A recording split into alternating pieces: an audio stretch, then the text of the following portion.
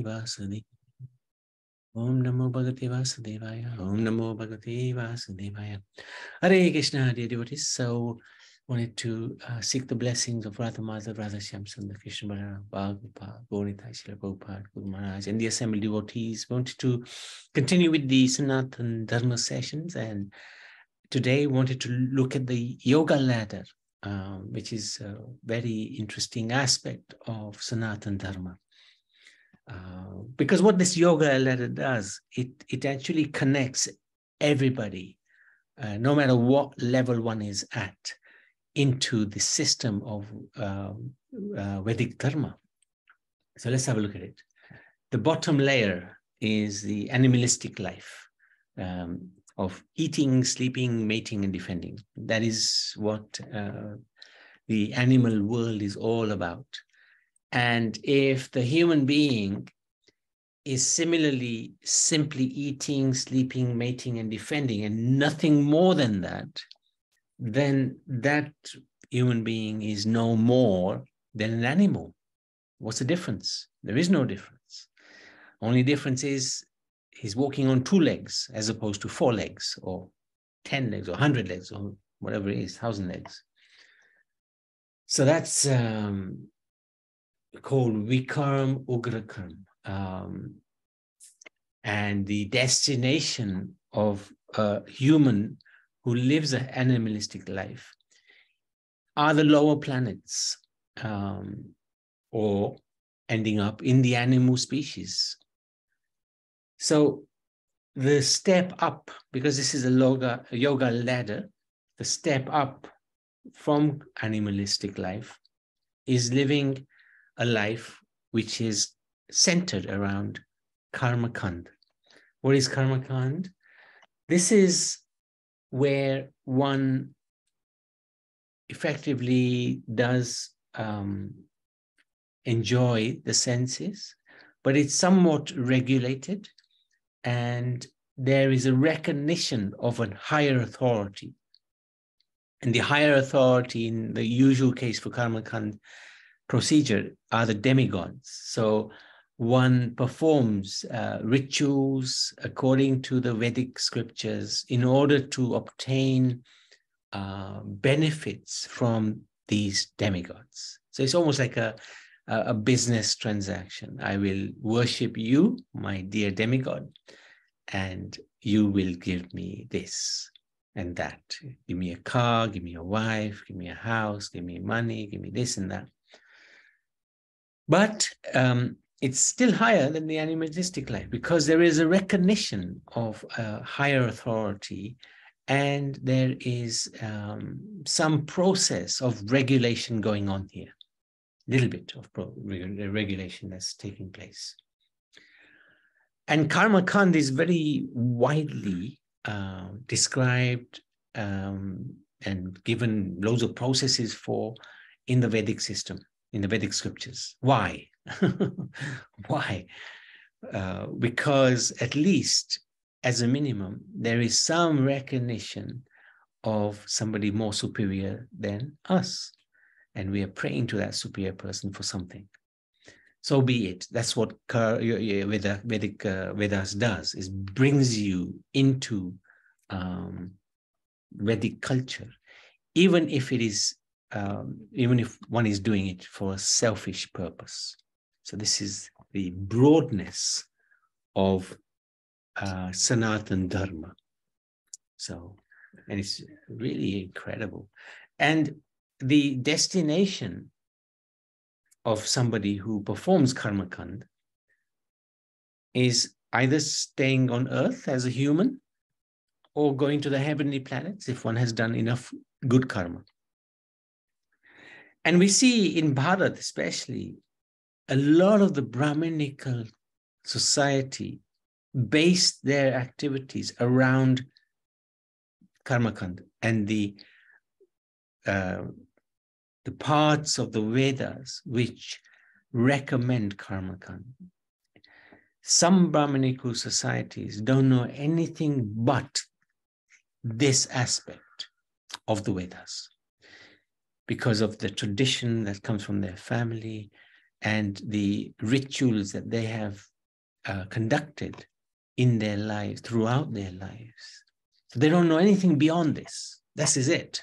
As far as they're concerned, this is the ultimate goal of life, to perform rituals to satisfy the demigods in order to get wealth, etc. So that's not enough, right? It's not enough, because the next layer is karma yoga, which is where Krishna which is what Krishna brings in from the Bhagavad Gita, in the Bhagavad Gita. And especially there's the Nishkam Karma Yoga. So what is that all about? Karma Yoga is basically you do your duty, you do your work, you do your karma, but you're not attached to the fruits. You renounce the fruits. You give the fruits to the Supreme Lord. And at the highest level, Nishkam Karma Yoga, it is extremely close to Bhakti Yoga, because you're doing your duty and you're renouncing everything in favor of the Lord. So that's extremely close to Bhakti Yoga. It's a very fine line between Nishkama Karma Yoga and Bhakti Yoga. So it's very powerful, very, very powerful.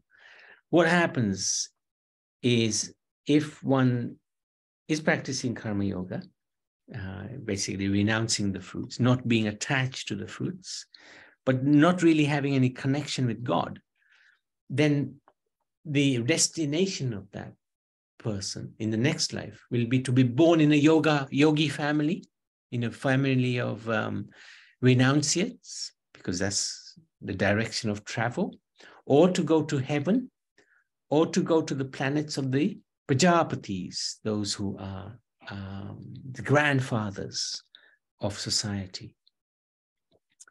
So that's where there's no link with the Supreme Lord. Yeah.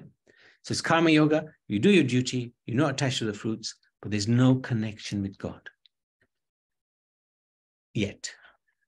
So that person is in a reasonably good position, because the stepping stone for them is easy to the next level. And you could argue next level is on the yoga ladder is Gyan Yoga. Gyan Yoga is where, again, you're renouncing the fruits, like in Karma Yoga, but at the same time, you are gaining knowledge, a lot of knowledge about Brahman. You're doing austerities. A lot of the Gyanis who perform Jnana Yoga, they can be known as Gyanis.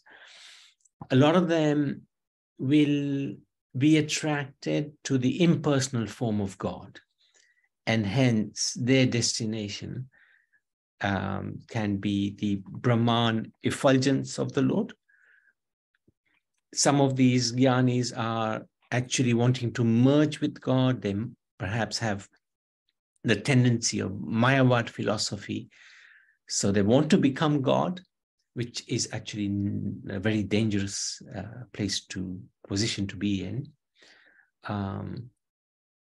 Some of them don't really even maybe understand the implications of Brahman, being in Brahman, because Brahman is where you're merging with the effulgence of the Lord. And the position of the soul is that it is always active. When it merges with the Brahman, it becomes inactive. And that pretty much goes against the principle of the Atma, because the Atma is always active, always busy, always searching, always desiring. And suddenly you're in this Brahman situation where there is no more desire, there is no more activity. So the soul may become dissatisfied in that position and come back again into the material world, or stay in the Brahman, or if that soul is very fortunate, gets association in the Brahman with some pure devotees, which is probably pretty rare, they will be elevated to Vaikuntha. So that's the next step up from Karma Yoga is Jnana Yoga, and then we go into Dhyana Yoga or Astanga Yoga. And this is what Krishna describes to Arjuna in the 6th chapter of the Bhagavad Gita. Again, what are you doing there? You're renouncing the fruits. You gain knowledge. You gained knowledge. But this time, in addition to that, you're controlling the mind and senses through the yoga system of dhyan or astanga, by meditation on the Paramatma. And the destination of this personality is, again, either the Brahman, or they may reach the Paramatma stage. The Paramatma stage is essentially Vaikuntha,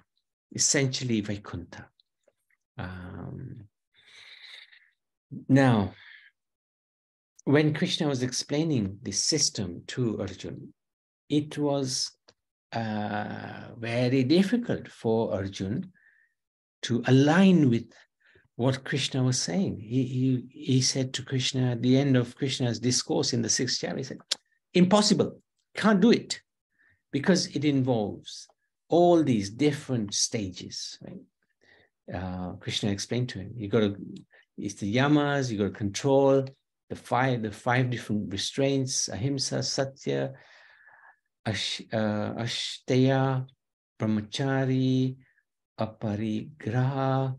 And then you from the yamas, you got the niyamas. So 5 you restrain, and then 5 you observe: silence, or purity rather, santosh, contentment, austerity, swadhyaya, study, ishwar pranidhan, surrender.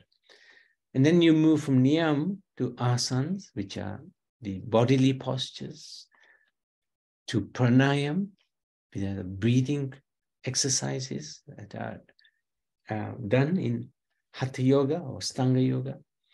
Pratyahara, where you withdraw everything, all your external senses are withdrawn within yourself. Dharana, where you apply concentration. Dhyan, meditation. That's what Krishna really went into in some detail to Arjuna, which really freaked him out. And finally, samadhi. So this is a process which is essentially this Astanga yoga or Dhyan yoga, in order to get perfection. And even then, that perfection is limited. Samadhi, where the yogi either merges with the Brahman or reaches the Paramatma level of consciousness, which is essentially Vaikuntha, is somewhat, well, Vaikuntha is not limited, of course, but the Brahman stage of consciousness is limiting the soul from reaching its ultimate destination. So then, from Dhyan Yoga, Astanga Yoga, there's another ladder, another step up. And that is the highest step. And that is Bhakti Yoga.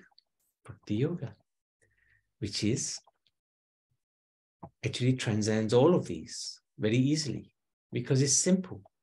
Loving devotional service to the Supreme Lord. It's extremely simple. And because it's so simple, people don't believe it. And they feel that, no, it must be much more complicated to go to God. Must have to do much austerity and meditation, different levels of tapasya and study and this, that, the other. No. Bhakti Yoga is very simple. All we have to do is engage in loving devotional service to the Supreme Lord. And what do we get? The highest level. We get Krishna. We get Golok Vrindavan, where Krishna will be waiting for the devotee. So this is regarded to be the direct process of understanding God from a level of calm or selfishness to prema, real love. And there are these different stages, as we've discussed, Karma Yoga, etc. But ultimately, we want to go into Bhakti Yoga, the process of Bhakti Yoga, to attain prema. So This is, if you like, this is like the elevator. Bhakti yoga is the elevator process. You don't even have to go up the steps. We are the elevator from our current position into the spiritual world through this process of bhakti yoga. And Krishna describes this point right at the end of the 6th chapter, after he's given Arjuna quite a hard time with the description of Astanga yoga. He says to him, Yogi, Yoginamapi sarvesham madgatarantaras atmana shadavan bhajata yomam same yukta tamo mataha. Translation: and of all yogis, the one with great faith, who always abides in me, thinks of me within himself, renders transcendental loving service to me. He is the most intimately united with me in yoga and is the highest of all. That is my opinion. So Krishna's laid it out. And he couldn't have put it in a more subtle way, because this is as it is. This is why it's called Bhagavad Gita as it is. So very, very clear. The greatest yogi abides in me, thinks of me within himself. He does seva for me. He's most intimately connected with me in yoga. So how can we not take part in bhakti yoga? It's the most sublime process and very, very easy, straightforward. And at the same time, very enjoyable. Why is it enjoyable? Because like we read like we talked about in the bhajan we just did before this session, Krishna is full of fun, full of nectar, full of enjoyment and leela. So when we engage in bhakti yoga, in connecting with God, we also take part in the same leelas, or not maybe in the same leelas, but in some of the leelas of these pastimes which take place between Krishna and his devotees. And these pastimes are not boring. These pastimes are extremely exciting and rejuvenating, and without any end to the bliss that one attains by engaging in such devotion.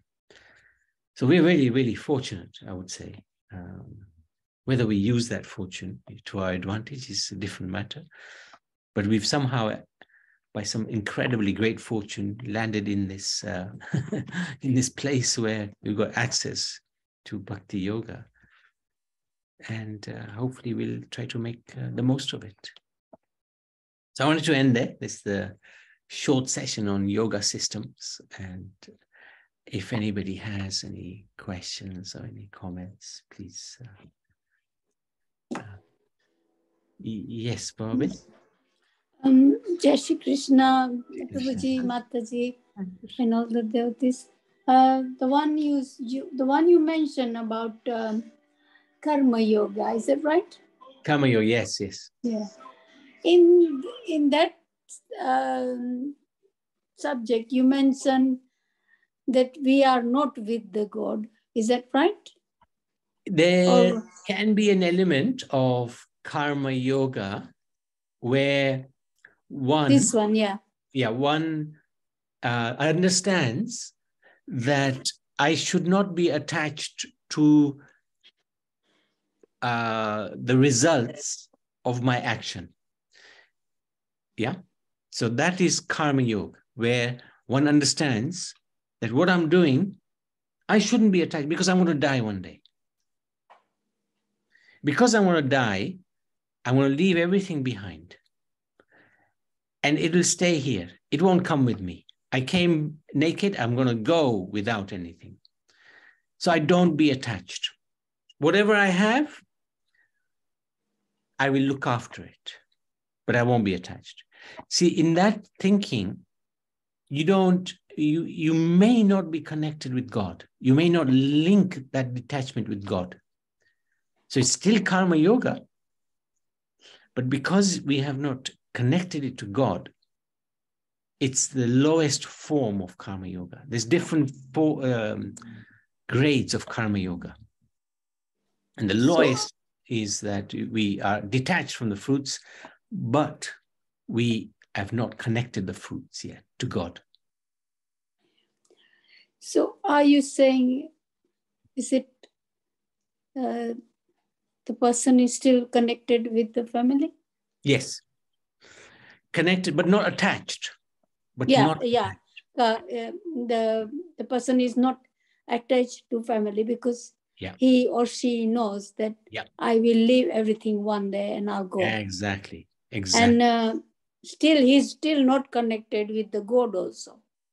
Yeah, at the moment. But in his next life, he will take birth in a family of devotees or those who are interested in spiritual life, or he'll go to heaven, or he'll have a place with the Prajapatis. These Prajapatis are the great souls of the past grandfathers, grandsons. Grandsons. Okay, thank you. Now, thank you for the question. Thank you for asking to clarify. Sorry, Prabhu, who are the Prajapati? Prajapatis are like the grandsires of society. They sort of populated the society. They're highly elevated personalities. Who are the Prajapatis? Do you remember any names? Such as? We say they are the one who, Prajapati, we say in our community, the one who does the pots, the pottery, the pots, they make the pots, clay pots. That's what we call. No, okay. No, not necessarily. These are like right at the beginning when that we had to get the human race going again. So that's who they were. Like Daksha, he was a Prajapati. Yeah, there's many Prajapatis. That's the only one that comes to my mind at he's the most moment. famous one. Yeah. Thank you. I got it now. It got a bit clear now. Thank you. Kashyapa Muni, Prabhu. Kashyapa Muni. Oh, Hare Krishna. Yes, Surendra Prabhu. Yes, please. I forgot to ask you. Please comment. Please comment. Yeah. That is Kashyapa Muni, like that. Kashyap Muni. Yeah, yes. well done. And please, whatever I said, can you just, I love your contributions. So Hare Krishna, thank you. Yes. Yeah, good chat, nice chat. Yes. Nice. Summary form in what you explained, the path of bhakti is like the elevator. Yes. System. Yes, it's very nicely described in a summary form in one of the verses of Prema Dhamdeva Stotram as follows: Radhika Vinoda Matra Tadva Lakshana Anvayam Sadhu Sangha Krishna Nama Sadhanaika Nischayam Prema Seva Naika Matra Sadha Krishna Tatparam Prema Dhama Devam Eva Nomi Gaur Sundaram. So the first line, Radhika Vinod, is a goal of life. Lakshana means the goal of life. This is our goal, Prema Bhakti, to Radha Vinod. Radhika Vinod means Radha Krishna. Gauranga Mahaprabhu, Gauranitai, like that. And then the process is, so it says, Radhika Vinoda Matra Tadva Lakshana Sadhu Sangha. The process is Sadhu Sangha. Sadhu Sangha Krishna Nama Sadhanaika Nischayam. So with the determination, the sadhaka, the practitioners. So with determination, in the company of sadhus, the devotees, the Vaishnavas, Sadhu Sangha Krishna Nama, by chanting Hare Krishna Mahamantra, like that, the process of devotional service in a summary form is being described. And then Prema Seva Naika Matra Sadhya Krishna Tatparam. So by rendering loving devotional service, some service with love, yes, and then we will, hopefully our prayer is that one day by grace of Hari Guru Vaishnava we will attain the lotus feet of Radha Krishna, Gauranga Mahaprabhu. This is the in a summary form describing Prem Dham Deva Sutram. Nitai Gaura Haribol Prabhu, thank you very much. Thank you very much. Thank you for sharing that. Very nice. Okay, anybody else? Anything else? Okay, otherwise we can stop. So, Bhakti Yoga Ki Jai.